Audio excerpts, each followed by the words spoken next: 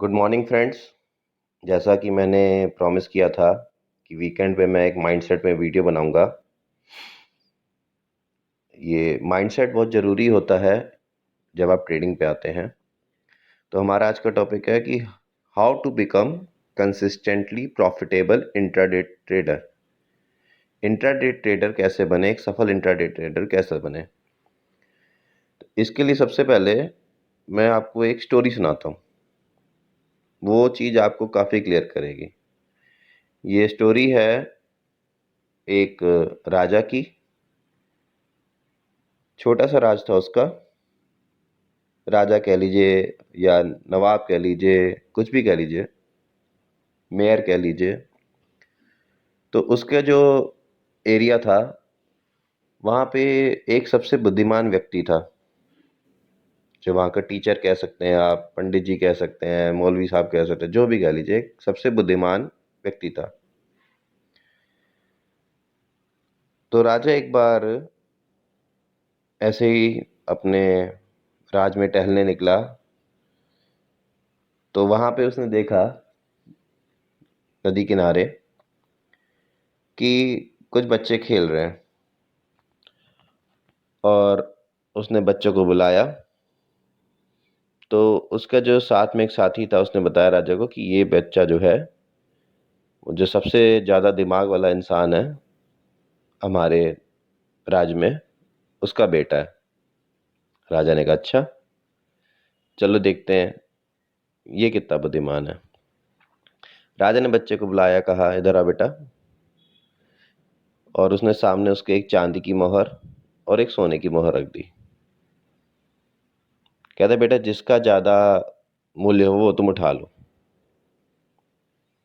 बच्चे ने कुछ देर सोचा और चांदी का सिक्का उठा लिया। राजा हंसने लगा, सब लोग हंसने लगे। उनको लगा कि कैसा मूर्ख बालक है, चांदी का सिक्का उठा के चल दिया।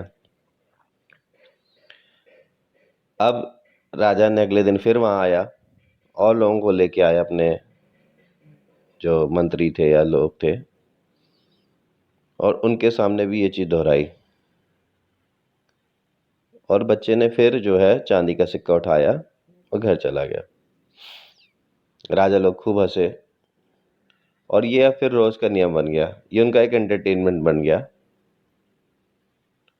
कि जो है वो वहाँ आते और बच्चे का सिक्का जो है, बच्चे से पूछते कि कौन सा सिक्का उठाना है, जिसका ज़्यादा मूल्य है वो चांदी को उठाता है, और वो लोग खूब हंसते उसकी बेवकूफ़ी पे। धीरे धीरे ये बात पूरे राज्य में फैल गई, और उसके जो बच्चा था उसके पिताजी को ही पता लगी।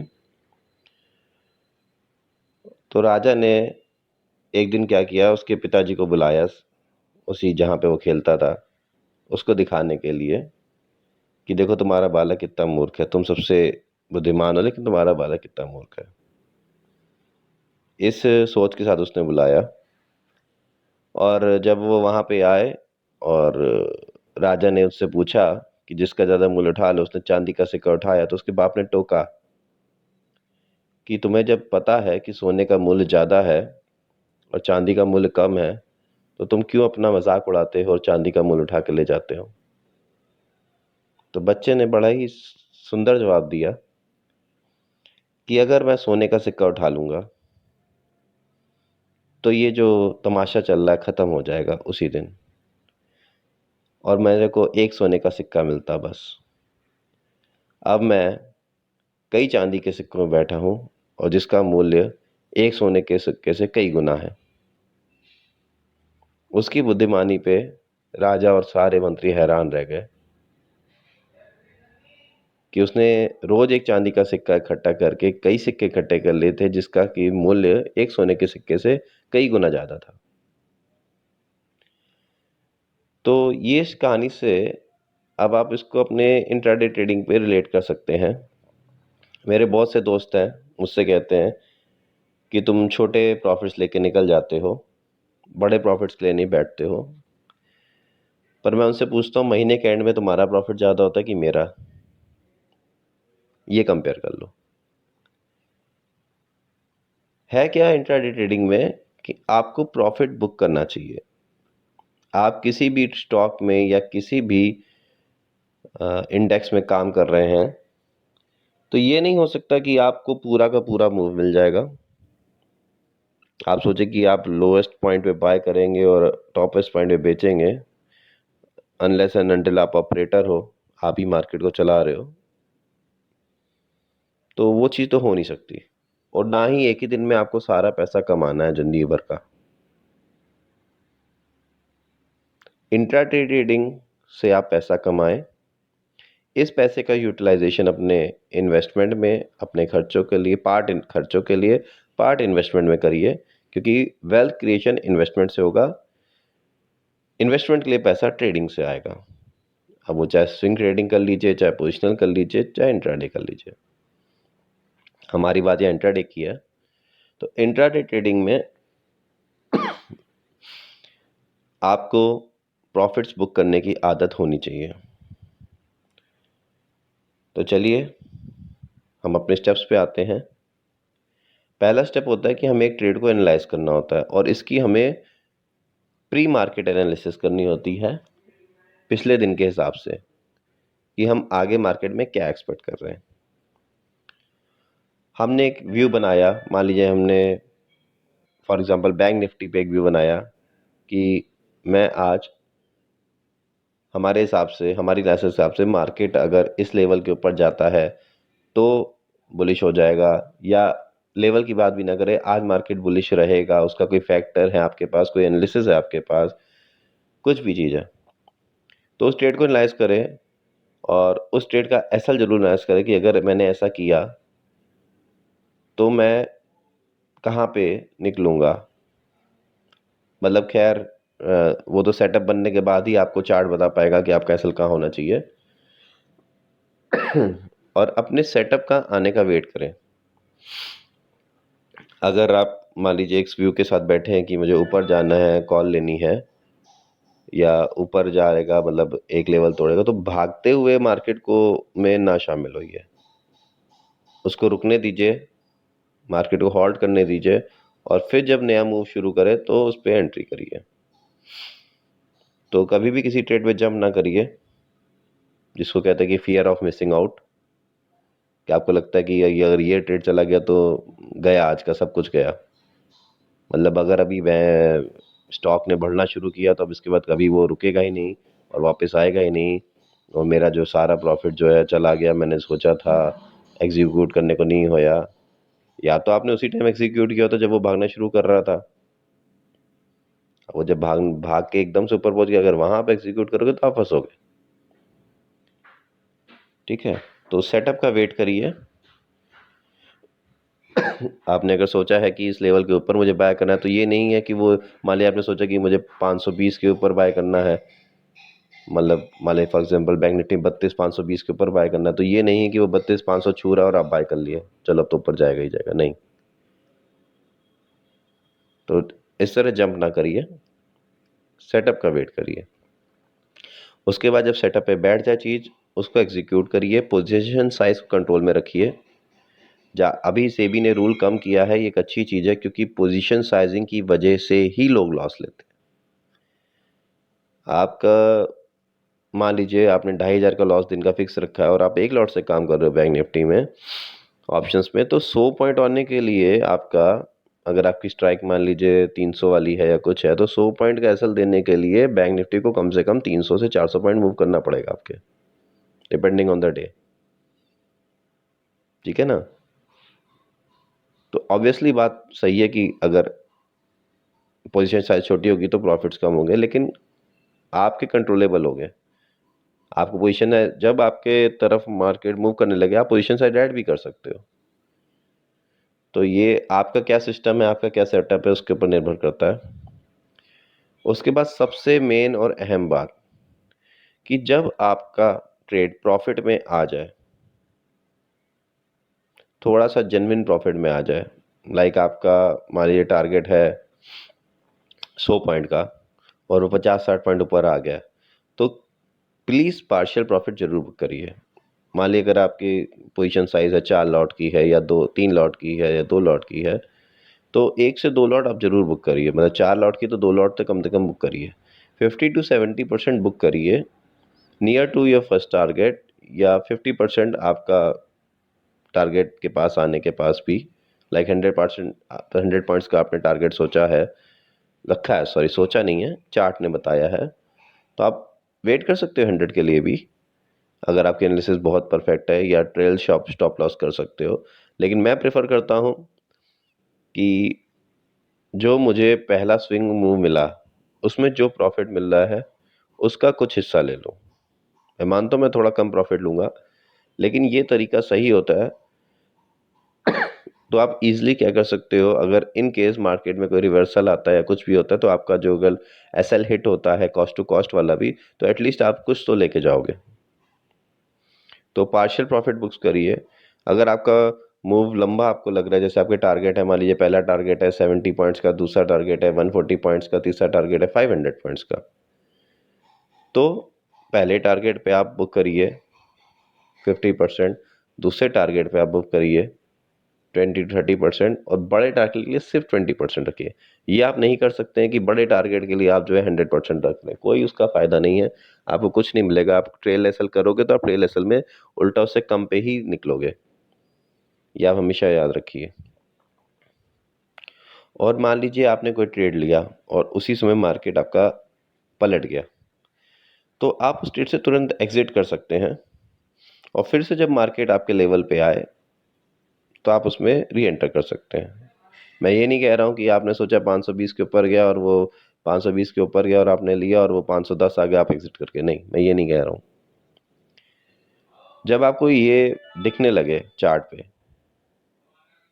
कि अभी ये यहाँ पे या तो हॉल्ट करेगा या रिवर्सल भी आ सकता है, तो जरूरी नहीं आप पूरे एसएल का वेट करें अपने, आप एग्जिट करके री एंट्री कर सकते हैं। इससे क्या होगा, इन केस अगर मार्केट रिवर्स होता है तो आपका एसएल छोटा कर गया, वो आपका लॉस कम दे गया। और इन केस अगर आपकी री एंट्री बनती है, मान लीजिए वो नहीं एसएल हिट करता आपका, जो इवन बड़ा वाला जो था, और आपने एग्जिट कर दिया छोटे एसएल पे, तो आप सोचो कि मैं ना एग्जिट करता तो उतने पॉइंट्स तो वो मार्केट आपको बहुत इजीली कवर करके देगा। बट ये समझ लीजिए ये एक तरीका आपने इंश्योरेंस था जो आपने पे कर दिया मार्केट को, ताकि आपको वो बड़े लॉस से बचाए और प्रॉफिट साइड लेके जाए। तो ये माइंडसेट आपका जरूर होना चाहिए कि ट्रेड पे जंप नहीं करना, पोजीशन साइज को कंट्रोल करके रखना, और सबसे बड़ी बात है, सबसे मेन बात है, प्रॉफिट्स को बुक करना, प्रॉफिट्स को लॉक करना ट्रेडिंग एसएल से। ये सबसे बड़ी और अहम बात है इंट्राडे सफल ट्रेडिंग में। इसके बाद हम बात करते हैं शेयर मार्केट है क्या। शेयर मार्केट में क्या होता है, आपका पैसा किसी दूसरे के पास जाता है, किसी दूसरे का पैसा आपके पास आता है। ये सिर्फ एक्सचेंज ऑफ मनी हो रहा है यहाँ पे, खासकर ऑप्शंस और फ्यूचर्स में तो 100%, ठीक है ना। ये सिर्फ मैक्सिमम में, मतलब कैश मार्केट में भी है ये, इंट्राडे क्या, आप अगर पोजिशनल भी सोचोगे तो ओवरऑल कहीं ना कहीं जाके जब लोग लॉस लेके निकलते हैं तो वो अपना पैसा किसी दूसरे को दे के जा रहे होते हैं, बाकी इन्वेस्टेड रहते हैं, वो बात अलग हो जाती है। पर इंट्राडे में तो आप टोटली 100% मानो कि ये एक्सचेंज ऑफ मनी है खाली। और बिग प्लेयर्स क्या चाहते हैं, बिग प्लेयर्स आपका मनी ही तो चाहते हैं, तभी तो उनकी कमाई होगी। अगर आपका मनी नहीं लॉस पे आएगा तो उनको कैसे प्रॉफिट होगा। तो अगर आपने प्रॉफिट बुक नहीं किया और एसएल्स लगाए, एसएल्स पे टिके रहे, अपने ट्रेल नहीं किया एसएल को, तो वो आपको जो है मार्केट की वोलेटिलिटी की वजह से वो आपका एसएल ले जाके फिर मार्केट को आपकी ही डायरेक्शन में लेके जाएंगे, और आपके अंदर हिम्मत नहीं होगी दोबारा एंट्री करने की, क्योंकि आप ऑलरेडी लॉस ले चुके होगे। इनिशियल फेजेस में तो सबसे बड़ी बात है कि आपको एक दो ट्रेड के बाद ट्रेड ही नहीं करना चाहिए। प्रॉफिट हो गया 2 ट्रेड में, निकल जाइए। ये इनिशियल लोगों के लिए जो स्टार्टिंग करते हैं उनके लिए बता रहा हूँ। प्रॉफिट हो गया, आपने एक ट्रेड एनालाइज किया, 2 ट्रेड एनालाइज किए, 2 एग्जीक्यूट किए, दोनों में प्रॉफिट हो गया, निकल गए। एक में प्रॉफिट, एक में लॉस हो गया, चलिए आप तीसरा ले लीजिए। 2 में लॉस हो गया, बंद कर दीजिए।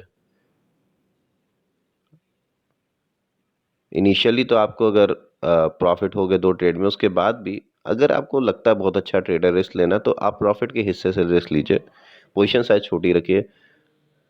और छोटी कर लीजिए। मैं क्या करता हूँ, मैं पहला ट्रेड जिस पोजीशन साइज से लेता हूँ, दूसरा उससे कम से लेता हूँ। अगर मैं पहले ट्रेड अगर ऑप्शन बाइंग कर रहा हूँ, मान लो 4 लॉट से लिए और उसमें प्रॉफिट ले लिया, तो दूसरा ट्रेड में चाहे प्रॉफिट भी लिया हो चाहे लॉस लिया हो, सॉरी, दूसरा ट्रेड मेरा 2 लॉट से होगा। और उसके बाद कोई ट्रेड मिलता है तो मैं 1 लॉट से करता हूँ, और 1 लॉट से तो मैं मल्टीपल ट्रेड कर लेता हूँ। लोग कहते हैं क्या फायदा, मैं कहता हूँ क्या फायदा होता है। अगर मुझे दिख रहा है यहाँ पे 20-30 पॉइंट पड़े हैं, तो 30 पॉइंट के अगर मैंने ट्रेड लिए हैं और 3 ट्रेड लिए हैं 3 बार, तो लाइक 750 तो 3 2,000 रुपये मेरा हो गया। और मेरा ब्रोकरेज गया है 70 × 3 210 रुपये का, तो बुरा क्या है। पर ये मतलब कन्विक्शन है, ये एक्सपीरियंस के बाद आता है, कब आपको मल्टीपल लेने कब नहीं लेने हैं, कि कब बड़े के लिए रहना, ये सब एक्सपीरियंस ट्रेडर्स की बातें हैं। इनिशियल फेजेस के लिए मैं बता रहा हूँ आपको। लेकिन ये पार्शियल बुकिंग प्रॉफिट ये बड़े ट्रेडर भी करते हैं, वो ये मिस्टेक नहीं करते कि पार्शियल बुकिंग प्रॉफिट ना करें। और वो स्टोरी का यही बेस था कि आप रेगुलर प्रॉफिट्स कमाइए। जो वो चांदी का सिक्का उठा के घर ले जा रहा था, आप प्रॉफिट लेके घर ले जाइए, सिस्टम बंद कर दीजिए। जब आप पूरे मंथ ऐसा करेंगे और मंथली प्रॉफिटेबल होंगे, तो आपके अंदर कॉन्फिडेंस आएगा, और बहुत अच्छा कॉन्फिडेंस आएगा ट्रेडिंग में। तब आप इसको एज अ बिजनेस ट्रीट करने लगोगे, ये आपके जुआ नहीं रह जाएगा। फिर आपको लॉसेस से डर नहीं लगेगा। अगर आपका एसएल सिस्टम में होता है, तो आपको पोजीशन साइज सही होती है, तो आपको पता होता है कि आपने कितना रिस्क लिया, आप उसके लिए प्रिपेयर्ड होते हो। और इन केस फिर उसका अगेंस्ट जाता भी है ट्रेड, तो आप एग्जिट भी कर सकते हो, या उसके अगेंस्ट में कोई हेजिंग पोजीशन बना सकते हो। तो आप बहुत कुछ ऐसी चीज़ें कर सकते हो जिससे आपको लॉस का डर ना लगे और आप प्रॉफिटेबल आओ। सबसे मेन और अहम बात इस वीडियो में यही है कि स्टार्ट बुकिंग योर प्रॉफिट्स और क्लोज योर सिस्टम। आप 10 दिन 15 दिन 20 दिन, जनरली तो कहते हैं 40 दिन करके देखो ये चीज़। तो मैं आपसे कहता हूँ आप 20 दिन करके देखो, 1 महीना ये चीज़ करके देखो। आप ये जब एमटीएम्स ग्रीन में क्लोज होके आपको मंथली प्रॉफिट देंगे, तो आप देखना आपको अंदर कितना सेटिस्फेक्शन और कंसिस्टेंट आएगा। हाँ, ये प्रॉफिट देख के अगर आप फिर से हाँ भैया मैं बादशाह हो गया हूँ, नहीं। एक दिन एक ट्रेड काफ़ी है आपके सारा कैपिटल वाइप आउट करने के लिए। I have experience that 3 years back.